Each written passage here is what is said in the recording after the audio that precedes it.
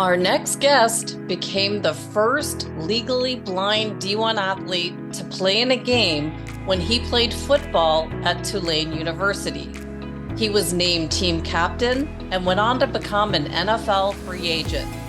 Now he helps organizations and teams create leadership strategies that overcome adversity through speeches, workshops, and strategic partnerships. I am honored to have this chance to speak with someone who's learned many of the concepts we talk about often on this podcast, like building a vision and carving out a happy, fulfilled life, all without the use of his eyesight. I want to welcome you back to the Neuroscience Meets Social and Emotional Learning podcast, where we cover the science-based evidence behind social and emotional learning for schools and emotional intelligence training in the workplace, with tools, ideas, and strategies that we can all use for immediate results with our brain in mind.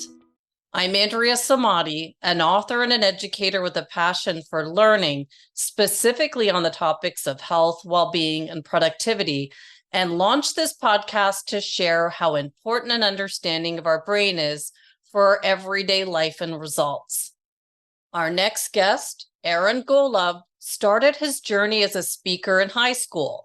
Aaron was asked to go on Good Morning America when he committed to play football at Tulane University, and he knew immediately he had a message that would impact millions.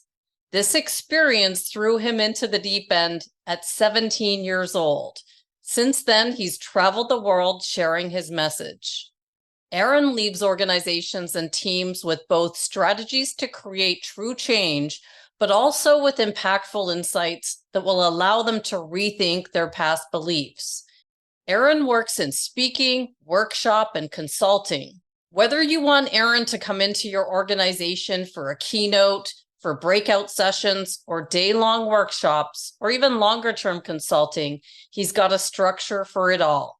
His biggest accomplishment and what he's most proud of is when he was named team captain of the Tulane football team, and he went on to become an NFL free agent. Successful organizations and companies like Pinterest and Evolution Mining and Playfly Sports have all invested in him to come in to consult. He's appeared on Good Morning America, as well as been on CBS, NBC, Sports Illustrated, New York Times, Entrepreneur, NPR, and many others. When I first came across Aaron's work, I think it was by accident because I might have been on an email list for the work that he does. It didn't take me a minute to read what he's accomplished in his life to write back to him that I was hoping he'd come on our podcast. Then I listened to his TEDx. It's called Finding Diamonds with Your Disadvantages. And I saw this young man was living many of the practices and principles that we write about on this podcast. He even quoted the quote that I opened up the last episode that we produced, something about the fact that we must be willing to do things that others aren't willing to do.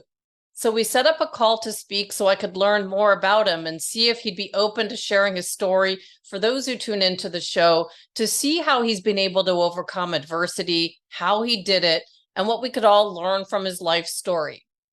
I also want you to know that if you find Aaron's message as unique and powerful as I have, that I'll include his website so you can reach out to him and see if Aaron could work directly with your team or organization. He's nothing short of amazing, inspirational, motivational, creative, and innovative. Let's meet Aaron Golub and see what we can learn about overcoming adversity in our daily life.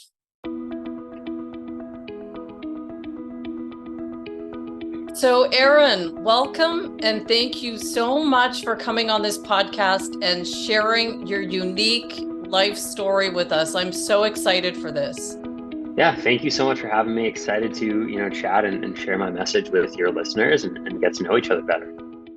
Well, this is exciting. I've got to tell you that I've only ever had one person that asked me not to send them the questions that I was going to ask. So you're kind of doing this, and I had a chance to write some questions and then really think about them, which was kind of nice. I didn't send them off and then I wasn't tied into them. I thought about them all this morning. So I've got some good questions for you. Are you ready to do this? Awesome. Yeah.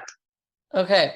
Well, so to start off with, I believe that there's no such thing as accidents in life, right? Like when somebody comes across your email that, that just really catches my eye like you did, I don't believe that's an accident. So, can you just kind of outline what you think on that? Like, how do you think we met, and how do you think I'm responding to your message?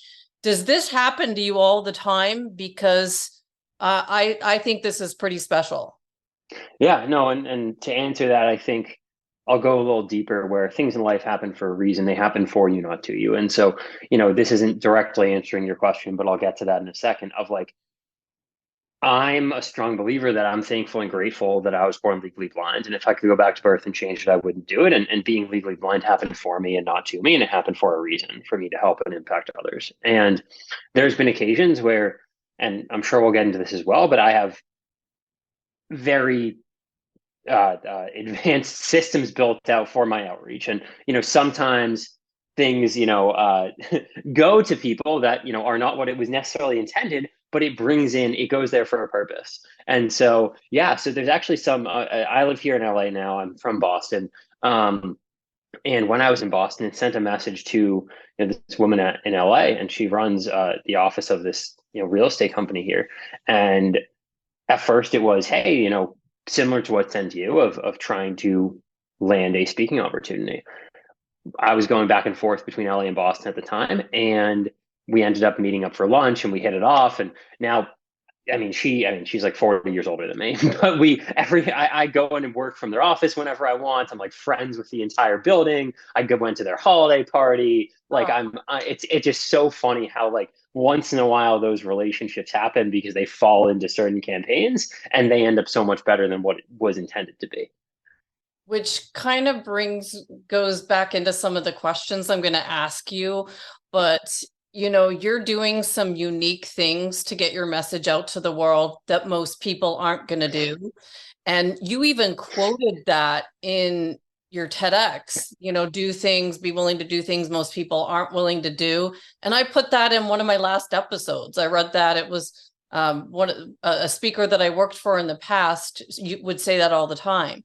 So then I hear you say it, do things that most people aren't willing to do. And that's what you do every day. And how long have you been doing things that most people don't typically do? Yeah, my entire life. I'm now within business, but back when I was younger with football, when I was in high school, my routine to get good enough to play at the level I played at was wake up at 5 a.m. every day, practice long snapping, which was the position I was, go to school, go to practice with the team, lift weights after school. And then when it came to recruiting, I cold emailed every college coach in the country, cold called every college coach in the country, showed up on more campuses than I can count, trying to get in front of them. And that translated now into business of how I land deals and get clients and all of that. But that's really when it started of building out that system. And obviously now when I do outreach and that type of stuff, I'm a lot better at it and learned from when I was 16, 17 years old. But that was kind of the first step of how do I get in front of the right people at a large volume. Yeah. Well, I'm going to go with something that I just saw on Twitter the other day, and you had said something like, growing up, you weren't athletic or confident.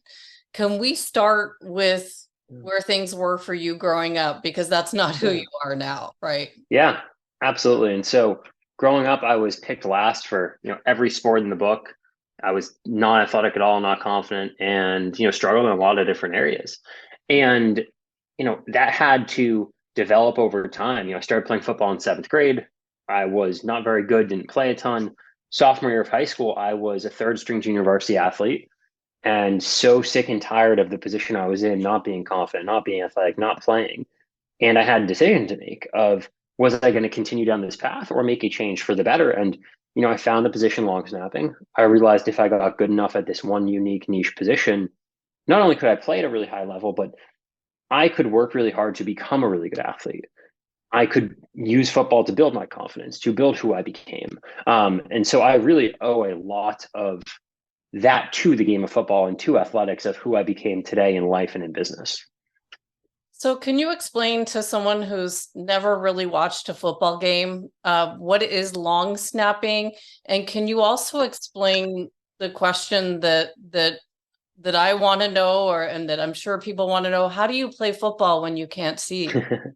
Yeah, so long snapping is I was the person on punts and field goals when we were going to either punt the ball back to the other team or when we were going to kick a field goal that I would snap the ball between my legs, throw it between my legs, back to the punter, to the holder, and then I'd block the people in front of me. And for me, yeah, there were tons of positions I couldn't play. But long snapping is so much muscle memory that I had to get really, really good at it.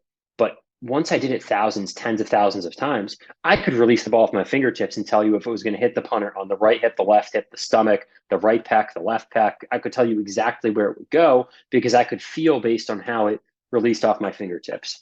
And that took a lot of practice, time, and effort. But I got so good at it was my thought process around it that just do so many reps that you can't fail. So, this next question I thought about all morning because you called this TEDx that you did finding diamonds with your disadvantages. And I thought about that we all have this unique talent or ability to do something incredible that we don't know until we've figured it out. And I almost feel like your diamond and your disadvantage was that was your huge potential that changed your whole life, but you had to dig deep to find that diamond in you. When did you figure that out? Yeah, it's a hard question to answer because I think there's so many different times within my life, and I don't think there's a one specific moment. But I am a strong believer, and like I said in the beginning, I'm thankful and grateful I was born legally blind. And I think if I had full vision, I probably wouldn't have played at the level that I played at athletically. I wouldn't have played Division I football. I wouldn't have been an NFL free agent. I just don't think that would have happened. It might have, you never know. But I think that caused me to want to work a lot harder and get really good at this one specific position. And I think because of that, my life took a shift for the better. And I think it allowed me to be more successful in business and speaking and everything I do today as well. And I think if I had full vision, then who knows? I mean, I'm sure I'd be doing fine, but I don't think I would have seen as much success as I've had in athletics, business, life, everything if I had 100% vision.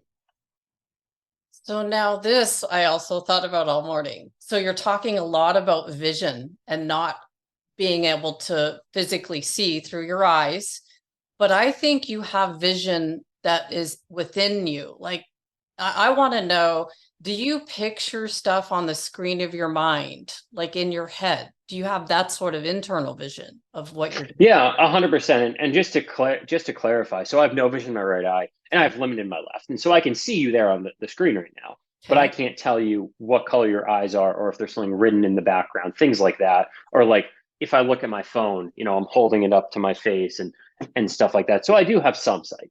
Okay. But 100%, I think it's caused me to think differently about different situations. It's caused me to plan more strategically. It's caused me to take a step back and understand what I really need to do because of that limitation. And, that takes a lot more of like understanding in your mind and realizing where you are and where you need to go.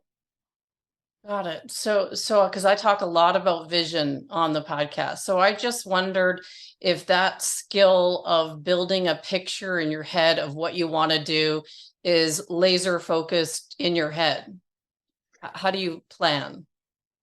Yeah, for me, I'm definitely a big at planning to some degree. I think a lot of people plan way too much in things like business, where they're like, oh, I need to get a business plan and get everything right. And then they start. And I'm a believer of sell and then build. And so go out, test the market, try, sell, figure it out. And if it works, then you can come back and make a plan and figure out how to grow it. Um, yes, I plan for the year, I plan for quarters, then I plan every month and every week and every day. And I break it up and things like that. But I don't sit down and say, hey, oh, I have this business idea. I need to plan for the next 2 months making a business plan. It's, oh, I have this idea. If I actually want to test it, which I don't jump between a million things anymore. It's something I learned early on in business. But if I wanted to, I would go out, try it. And then if it works, if it sees some success, then you come back and plan and figure it out and understand what the kinks and the bottlenecks are. Got it. So life is difficult for all of us, right? There's challenges that we all have to face and overcome, and we all have them. What are some specific strategies that you've learned for overcoming adversity? Like, can you share what yours were? And maybe you see other people around you. How do you compare how, other people handle adversity? Yeah, the biggest thing is understanding that we all have these unique differences, these things that make us who we are. And the ones that you have aren't harder than mine. The ones that I have aren't harder than yours. They're just unique to us and they make us who we are. And when we can understand them, when we can realize why they're there, we can use them to our advantages. Too many people get stuck in the opinions of others where, maybe in high school, people thought I was absurd for wanting to play football at the level I wanted to and being very vocal about that and for going and lifting every single day and waking up early every single day to practice football. But when I could tune that out and when you can learn to tune out what other people think and feel about what you're trying to do, then you can be more successful. The biggest reason, in my opinion, that people don't see the success in any area of life, whether it's a relationship, whether it's fitness, whether it's business, whether it's anything, is because they're so afraid of what other people are going to say, what other people are going to think, that they don't even take the first step to get started.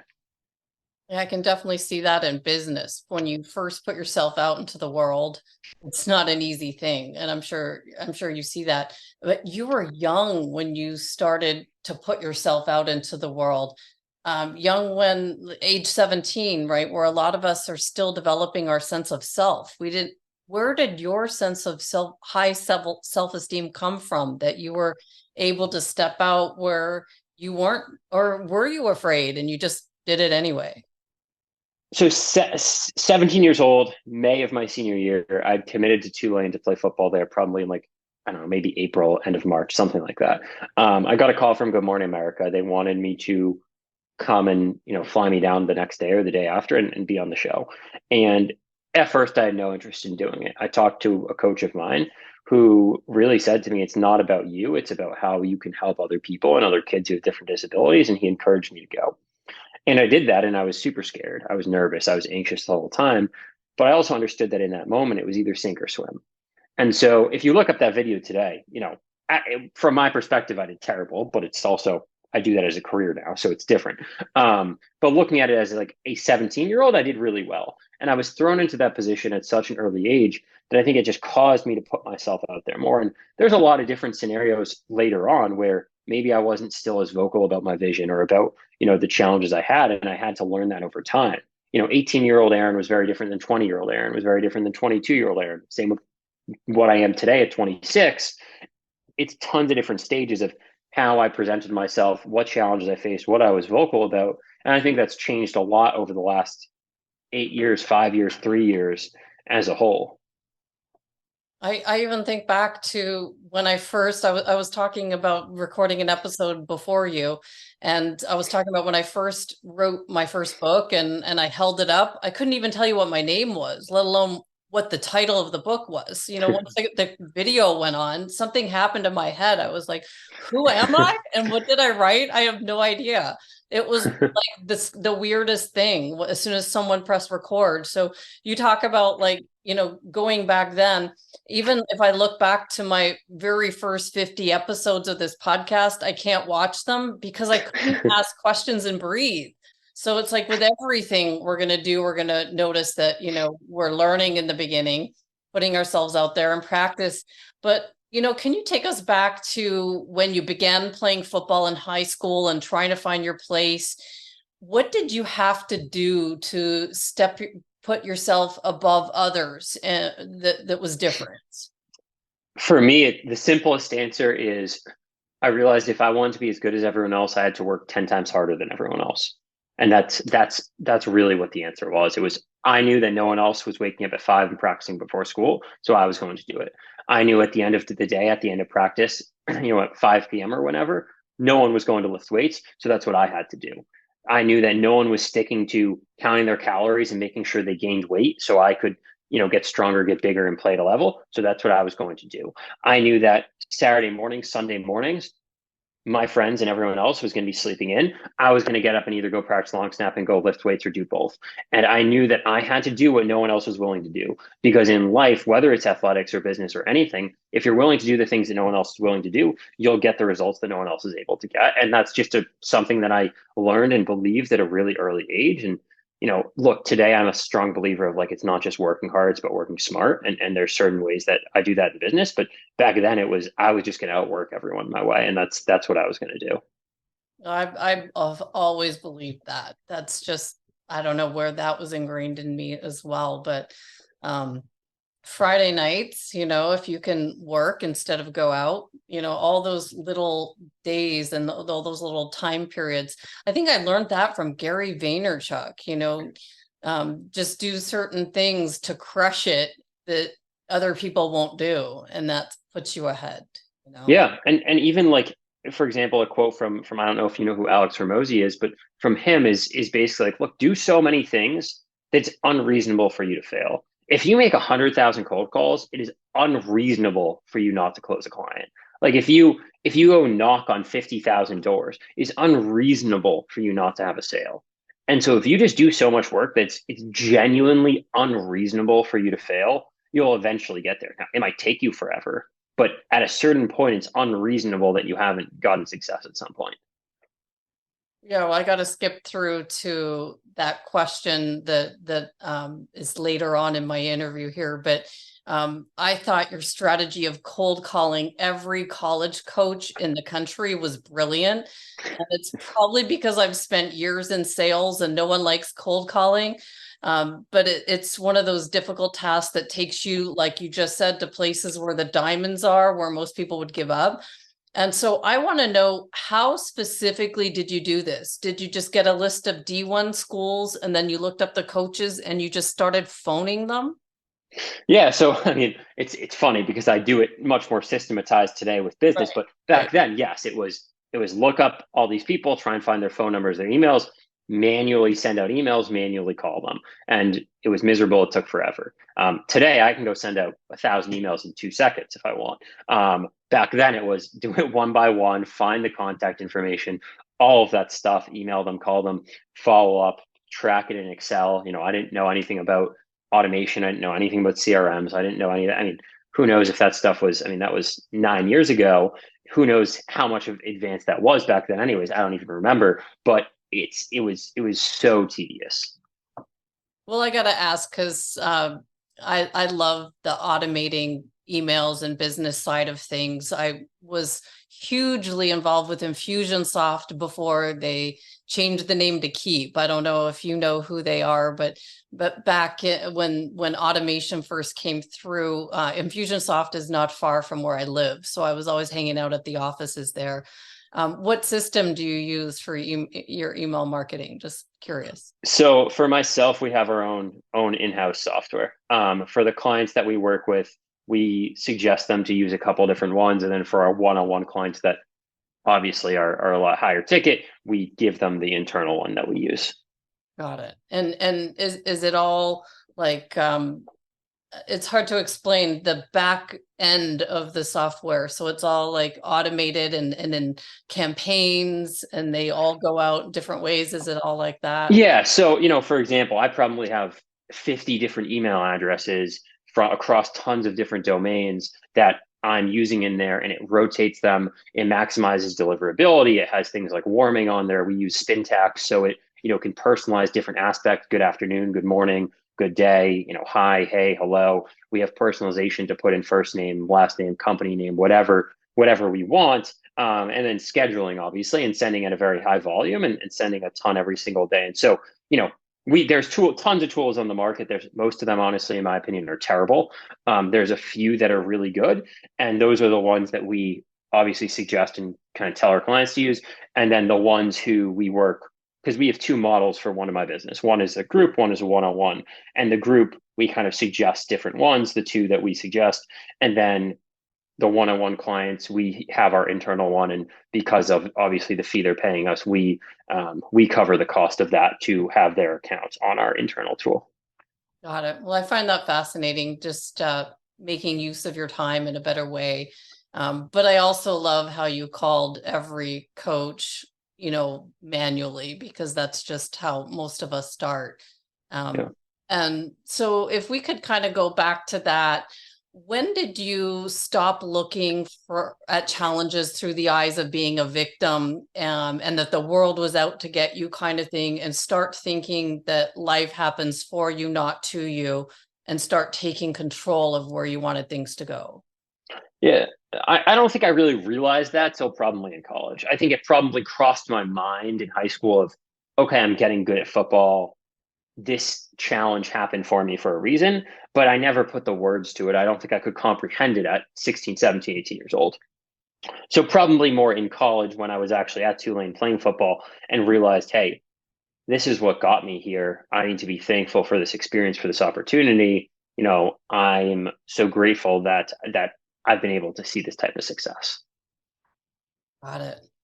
And so you definitely just didn't rise to the top without having to face more adversity and challenge, right? Like, you were ranked as one of the top players when you were in Massachusetts, and then what happened? Yeah, so I went to Tulane and I played for the first time my sophomore year of college against University of Central Florida. That day, I became the first legally blind D1 athlete to play in a game. And about 2 months later, a month and a half later, my coaching staff got fired. We had gone 3-9 my freshman sophomore year, and time for them to move on. And so, because of that, I was put in a state of fear, of anxiety, of scarcity, because I contacted every college coach in the country. I assumed that I probably at one point contacted the coaching staff that was going to come in, and they probably either told me no or didn't respond. And so I thought about at that moment of December, my sophomore year, of either quitting football or transferring schools. And I was anxious. And Coach Willie Fritz and his team came in. And today he's a great mentor friend of mine. But in the beginning, I didn't even want to talk to him. I was so afraid that at second I talked to him, he was going to say, we can't do this, that I delayed doing that. I thought about transferring. I thought about quitting. And I would just, all this anxiety built up. And oftentimes in life, it's not that the task we have to do or the conversation we have to have is really that hard, but it's the time that we wait to do that task or to have that conversation that causes it to get harder, causes it to get worse, that builds that anxiety. And that's what it was for me. And so eventually I sat down with the coach and we had a conversation. He knew about my story, my background. He'd never worked with someone like me, but he was open to it. And what happened is we basically just came to an agreement of, let's give spring practice a shot. If we have to discuss this again, we will. And during that spring season, my thought process was, I'm going to do so much for myself, for the team, for everyone, and push myself, push my teammates on the field, in the weight room, in the classroom, that I'm not expendable, that I'm so valuable that nothing could ever happen. And not only did we never have that conversation again, but through the efforts that I did, not only to get really good myself, but to push everyone around me to get better, to be a really good leader. 2 years later, during my senior season, I was named a captain. And, I was able to transform, his heart, his mind. And, he never doubted me in the beginning, but he obviously was nervous, same I was, and just was able to show him that what I was able to do and who I was able to help.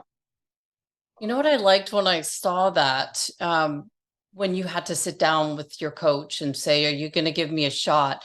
It was that, like what you just said, that difficult conversations become difficult when they're delayed.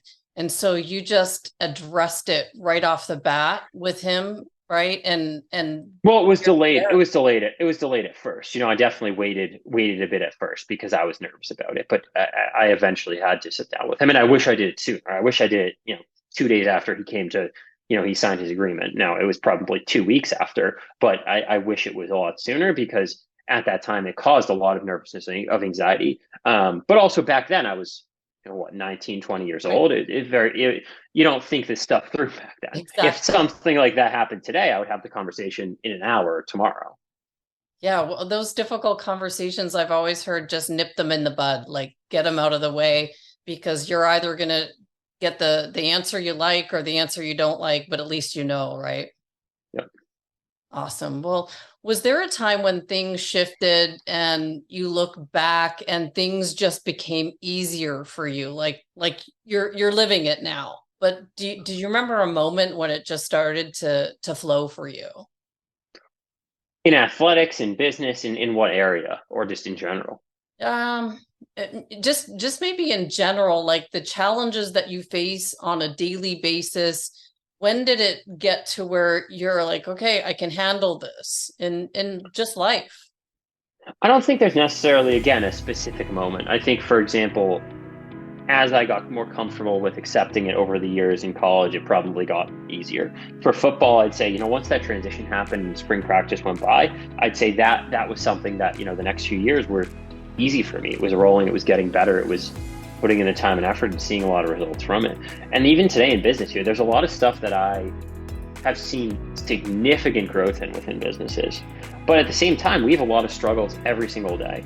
My goal isn't to create a business that does okay. My goal is to create very, very large companies. And so I have problems every day. There's some issues going on in business right now that we're trying to work through. And so it's not that I've solved every single issue, but it's about understanding that as being an entrepreneur is understanding like there's going to be challenges that come up every day.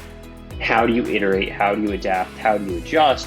And how do you bring in other people to help solve those problems? And so like we're in the process of like hiring different people in different roles right now, and we will again later on this year for different roles as well. And it's about training those individuals. It's about fixing certain things in the process. And there's challenges all the time, but it's just adapting. So, Aaron, if someone hears this and they want to contact you to work for their organization, what's the best way? Like, would it be you coming in and helping with organizations or businesses? What do you offer over there? Yeah, so first off, if you want to reach out to me anytime, my main website is aarongolub.com. My other company website, which I'll get into both, is initiateconnections.com, but you can just email me, aaron@aarongolub.com. And so I do two things. The first one is I'm a speaker. I do workshops and consulting with companies, teams, events around the world. And that's really things like overcoming adversity, leadership development, diversity, inclusion.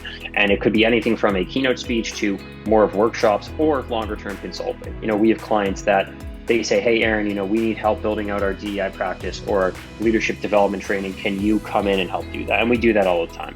The other company that we run is Initiate Connections. And what that is taking people who either want to become speakers or are speakers but don't know how to grow and scale, and we help them grow and scale and build their business through setting up systems, setting up cold outreach, fixing their marketing, fixing their sales process, all of that, and helping them grow and scale as a speaker. Well, if you were to close this all up and pack it in a neat package, what would you say that we should all look at when we're looking to find the diamond in ourselves to take us to all new heights? What would you say to close this out? I'd say that people need to get really good at failing and understanding that too many people out there want to be a perfectionist. And it's because we're brought up to believe that you get an F, you get a D in school, and it's bad. And that's not the case.